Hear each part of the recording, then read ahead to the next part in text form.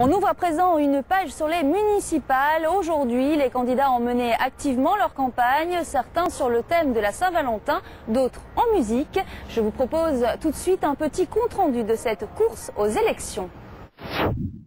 Démarré en musique avec le lancement du tube de campagne Changer d'air, la semaine de Patrick Allemand se poursuit autour de la culture.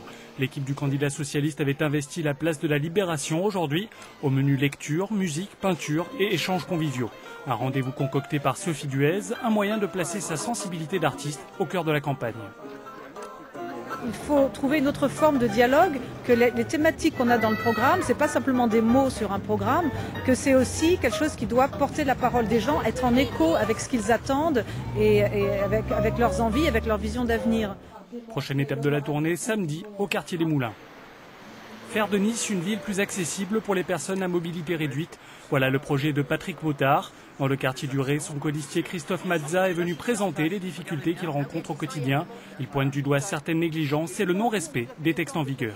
On crée des situations aggravantes et qui peuvent devenir dangereuses à terme. Donc on ne comprend pas pourquoi la ville entérine et continue et accepte des travaux qui ne sont pas conformes avec les textes existants et préexistants. Il y a des fleurs pour dire je t'aime, il y en a d'autres pour dire votez pour moi.